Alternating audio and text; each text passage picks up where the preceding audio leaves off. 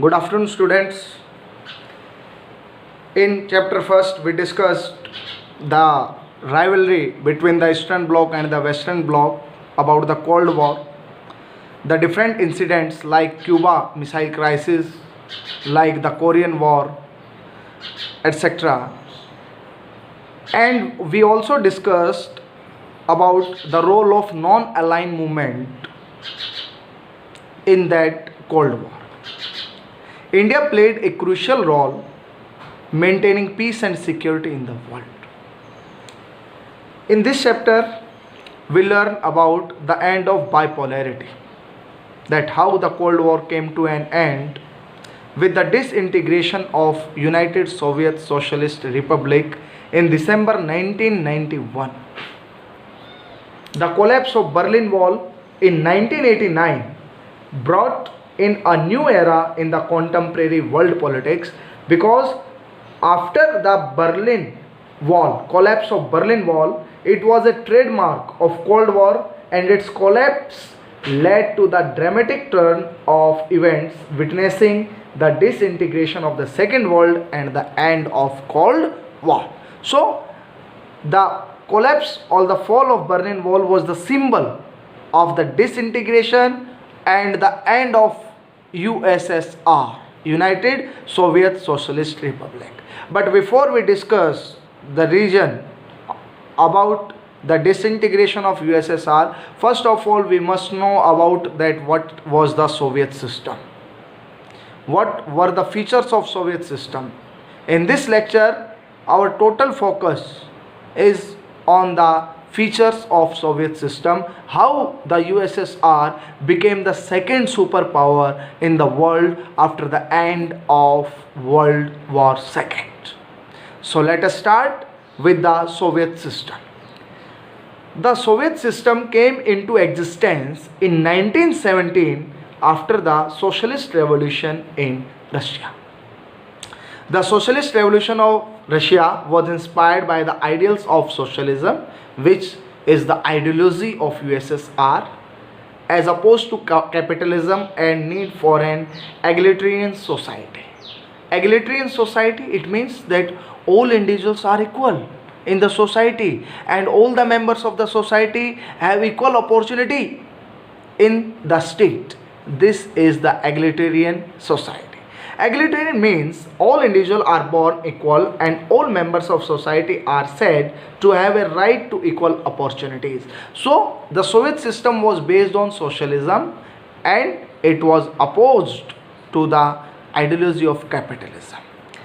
In the capitalism ideology or the capitalism system, the state has no control in the economy. The economy in capitalism is controlled by the market powers. But on the contrary, socialism, all the major resources, all the major industries are owned and operated by the state. The economy was planned and controlled by the state.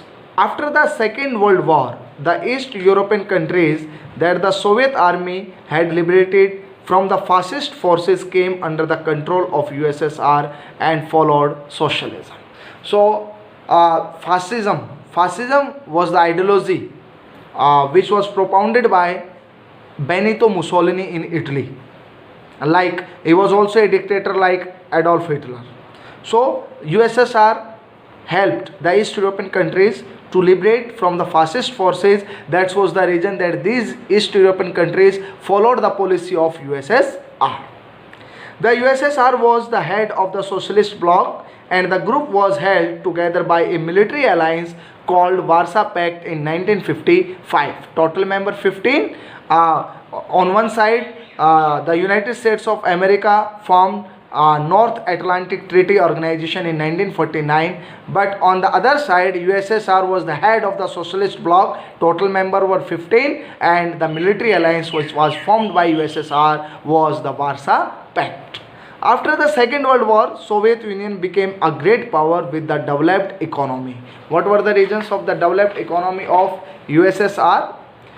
Owing to its complex communication network, vast energy resources, machinery production, a transport sector that connected its remotest areas with efficiency, domestic consumer industry, lack of unemployment, etc. So these are the important features of Soviet economy. At that time, from a pin to the towering ships, all were built in USSR. There was a vast consumer market in United Soviet Socialist Republic, vast resources. All these factors were responsible that USSR stand on the second place after USA in the world after the end of Second World War.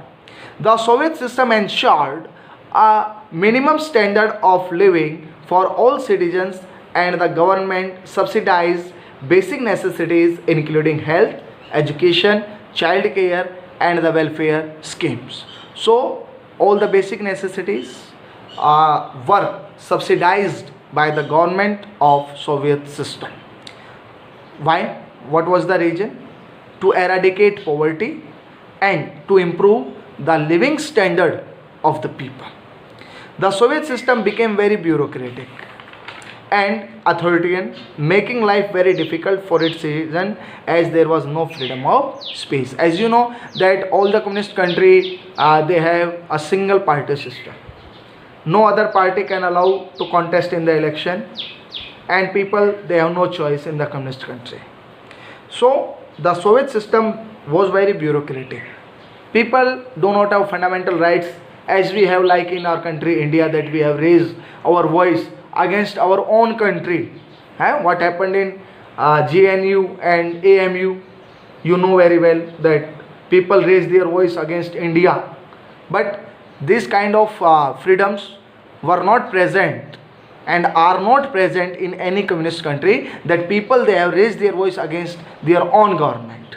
So this was the another feature of the system of Soviet Union. Although on paper Russia was the only one of the 15 republics that together constituted the USSR, we can compare the role of Russia in USSR like as the role of sun in the solar system. In reality, Russia dominated everything and people from other regions felt neglected and often suppressed. Like in solar system, all the planets revolve around the sun. So in the USSR system, all the countries they revolved around the Russia. The feelings of other region were neglected completely.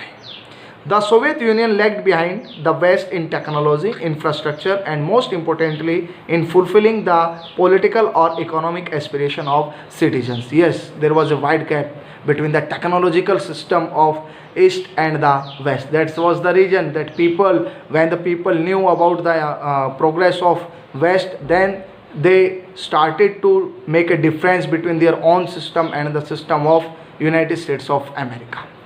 The Soviet invasion of Afghanistan in 1979 weakened the system even further. This was the blunder mistake which was done by Soviet Union, that he invaded over Afghanistan, and that was the cause of the weakening of their economy. So all these are the features of Soviet system. And next we discussed about the Gorbachev and its role with the disintegration of USSR. Thank you and have a nice day.